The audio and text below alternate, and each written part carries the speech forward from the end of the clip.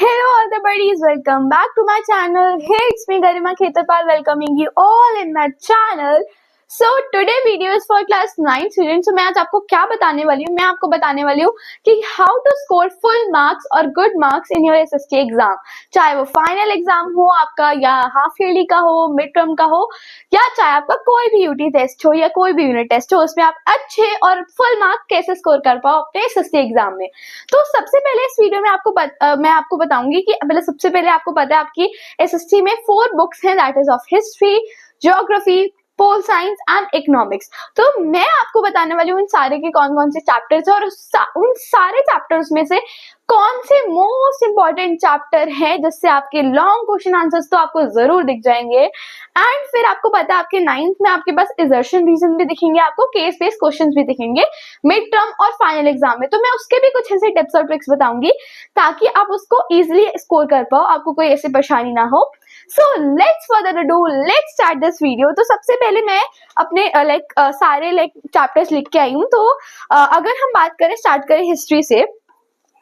History में सबसे पहले मैं चैप्टर्स बताती हूँ, राइट। फर्स्ट चैप्टर जो है आपका हिस्ट्री का वो है French revolution. Second chapter is socialism in Europe. Third chapter second chapter का पूरा नाम socialism in Europe and Russia है। Third chapter you have Nazism and the rise of Hitler. Fourth chapter you have forest society and colonization. And fifth chapter you have pastoralism in the modern world. ठीक है। इस पांचों chapter में से जो most important chapter आपका है वो फ्रेंच रेवोल्यूशन है। देखो फ्रेंच रेवोल्यूशन आपका बहुत इंपॉर्टेंट है और आपका ये अच्छे से क्लियर भी हो जाएगा। क्यों? क्योंकि यूटी में आपका यूनिट टेस्ट से आएगा ये सारे चैप्टर। सबसे पहले चैप्टर आपका यूटी में यही आएगा, फिर वो फाइनल एग्जाम तक आएगा तो आपका वो अच्छे से क्लैरिटी आपको हो जाएगी इस चैप्टर में।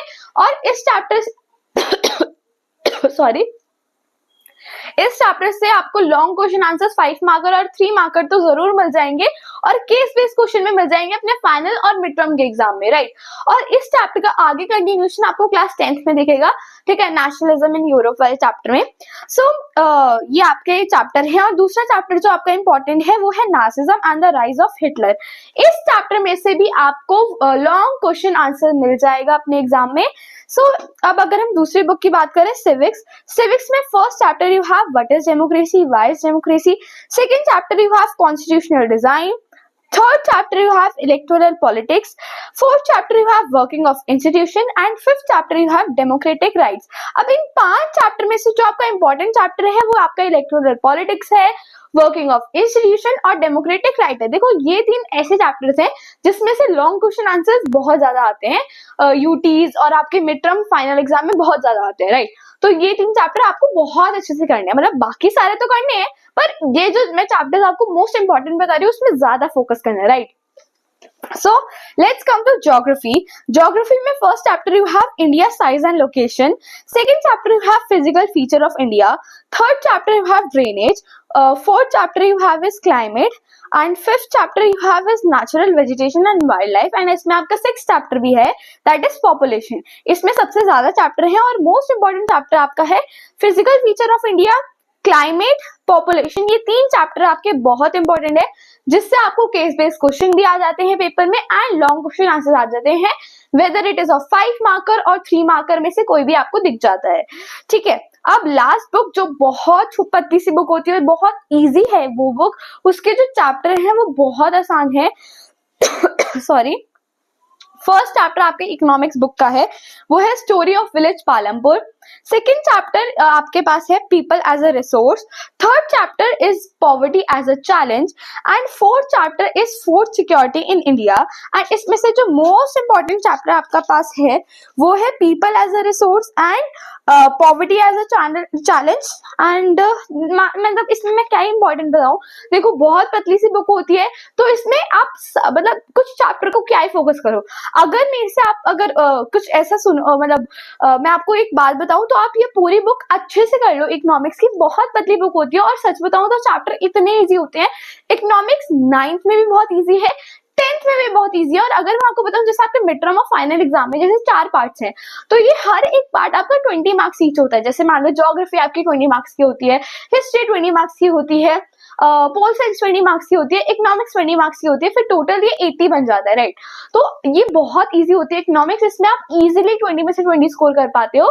और साथ साथ आपकी पोल साइंस भी बहुत आसान होती है, उसमें भी आप इजीली 20 में से 20 स्कोर कर पाते हो, लाइक ठीक है।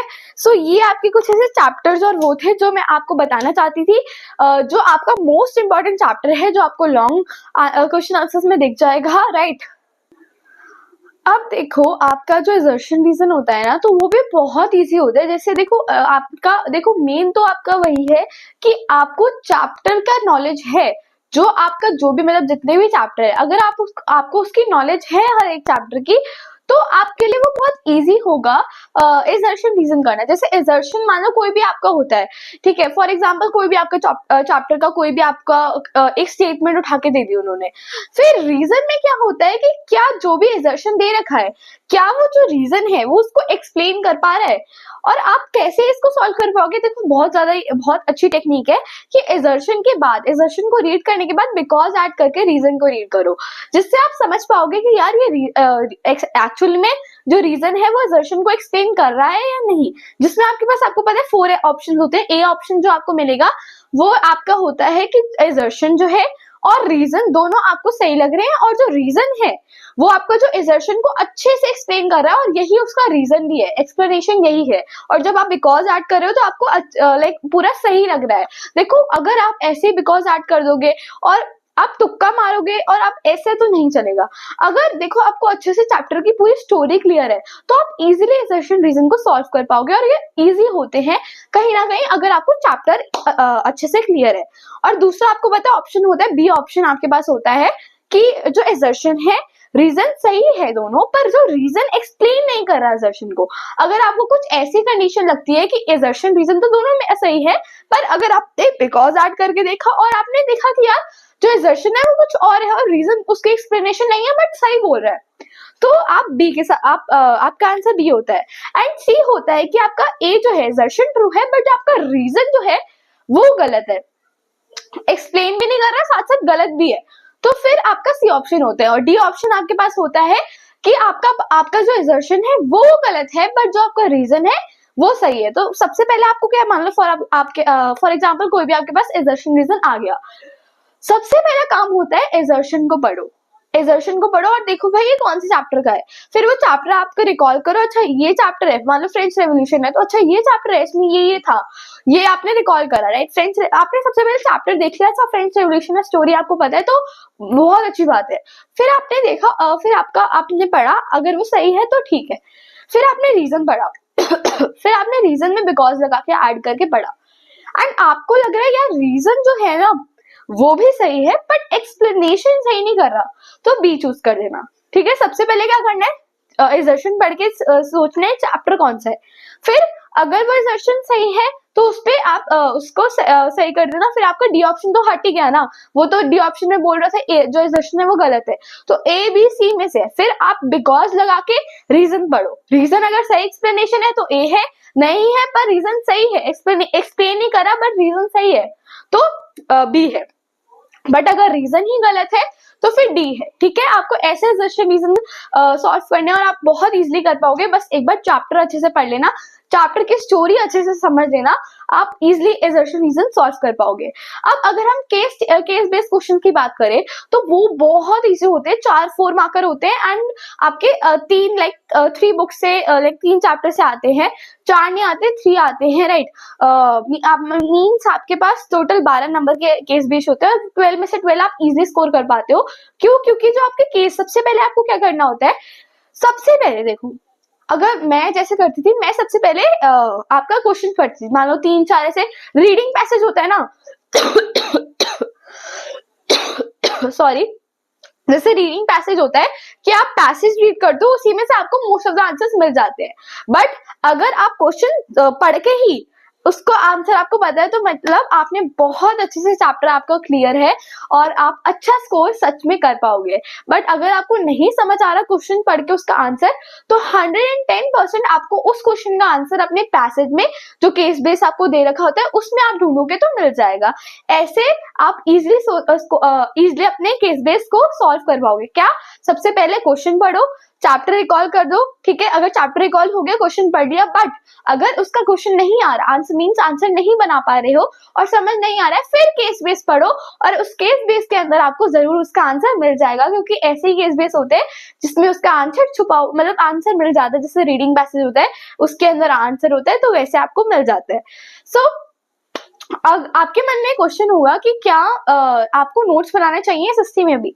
सो यस, नोट्स बनाओ एसएसटी में। देखो क्या करो, जैसे मैंने आपको आपकी 9th में जो आपकी 9th की वीडियो थी कि मैंने आपको like how to start class 9th और सम टिप्स और tricks about class 9th, right?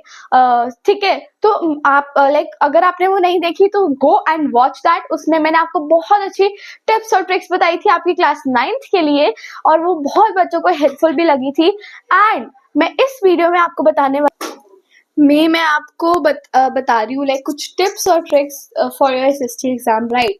So अब लाइक मैंने आपको एजर्शन रीजन का बता दिया, मैंने आपको केस बेस्ड क्वेश्चन का बता दिया और कुछ इंपॉर्टेंट क्वेश्चन भी बता दिए, राइट? अब मैं आपको बताने जा रही थी कि क्या आपको नोट्स बनाने चाहिए और बनाने चाहिए तो कैसे बनाए हम। देखो, मैंने आपको पहले वीडियोस में लाइक जो मैं अभी बता रही थी आपको क्लास 9th की वीडियो जो मैंने डाली थी सम टिप्स और ट्रिक्स, तो उसमें मैंने आपको बताया था कि मैं कौन सी टीचर एसएसटी पढ़ा करती थी।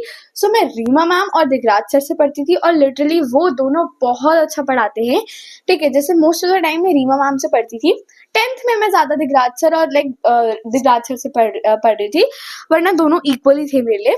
सो क्लास 9th में फॉर एग्जाम्पल आपने रीमा मैम का देखा या दिगराज सर का, सो सबसे पहले आप वन शॉट लगा लो और कोई भी जो भी टीचर से आप एसएसटी पढ़ते हो उनका वन शॉट या पूरा लेक्चर निकालो एक चैप्टर का। फॉर एग्जाम्पल सबसे पहले आपका चैप्टर है फ्रेंच रेवोल्यूशन, पूरा आपने निकाला, राइट? फिर आपने पूरा उस लेक्चर का बारे में आपने पूरा एक्सप्लेन करा, राइट? क्या क्या है उसमें और ये सब, ठीक है, वो आपने सुना। वो जैसे मान लो जैसे मैं तो रीमा मैम से पढ़ती थी, रीमा मैम क्या करती थी, वो समझाते नोट्स नोट्स देती थी और वो मैं लिख लेती थी। तो उससे क्या होता है, आप समझ भी रहे हो साथ साथ और नोट्स आप बनाए जा रहे हो। तो क्या करना है, वन शॉट देखना है और वन शॉट देखते देखते जो भी टीचर बता रही है ना और जो वो पॉइंट्स उनके लिखे हुए हैं वो उतारते जाओ और आपके नोट्स तैयार हैं। और एग्जाम से पहले और जब आप प्रिपेयर कर रहे हो तो उस नोट्स में से उस नोट को अच्छे से देखो और उस नोट से क्या होगा, आपको पूरी चैप्टर की समरी आपको मिल जाएगी और समरी अच्छे से आपको रिकॉल हो जाएगी। साथ साथ आप क्वेश्चन आंसर जो भी है उसको रिवाइज कर लो, फिर आपके इजीली आप अच्छे से स्कोर कर पाओगे। और देखो, एसएसटी में सच में आप अच्छे से स्कोर कर पा सकते हो, बस आपको अच्छे से स्टोरी आप समझ लो, वन शॉट देखो, उसमें से आप अच्छे से नोट्स बनाओ, क्वेश्चन आंसर बहुत सारे देखो, प्रीवियस ईयर क्वेश्चंस को अच्छे से देखो। प्रीवियस ईयर क्वेश्चंस मतलब आप देखो जो आपके सीनियर जो हैं, जो 9th से अब 10th में जा रहे हैं, उनके क्वेश्चन पेपर, उनसे क्वेश्चन पेपर मांगो भाई, और जो उनके क्वेश्चन पेपर में क्वेश्चन थे उसको अच्छे से प्रैक्टिस करो। जो आपकी क्लास टीचर और जो जिन टीचर से आप यूट्यूब पे पढ़ रहे हो, वो जो भी आपको क्वेश्चंस दे रही हैं उनको अच्छे से करो और आप सच में अच्छा स्कोर कर पाओगे एसएसटी एग्जाम में। मैंने भी 9th में बहुत अच्छा स्कोर करा था एसएसटी के फाइनल एग्जाम में, और मैं स्टार्टिंग से एसएसटी में यूटीज में, हाफ ईयरली में बहुत अच्छा स्कोर करती थी और मेरे इवन दो 20 में से 20 मार्क्स भी आ रखे हैं एसएसटी में यूनिट टेस्ट में, आपके भी आ सकते हैं। जो मैंने टिप्स और ट्रिक्स बताई है उसको जरूर फॉलो करना, और कुछ और आपको इस हिस्ट्री के बारे में कुछ हेल्प लेनी हो तो मुझे जरूर बता देना। एंड अगर आपको कोई और सब्जेक्ट की या मैथ, साइंस, किसी इंग्लिश, किसी भी सब्जेक्ट की, हिंदी, आपको कुछ ऐसे टिप्स और ट्रिक्स चाहिए तो जरूर मुझे बताना। For this video ends here and bye bye, take care and I hope you all like the video और ये वीडियो आपके लिए इंफॉर्मेटिव रही होगी। Bye bye.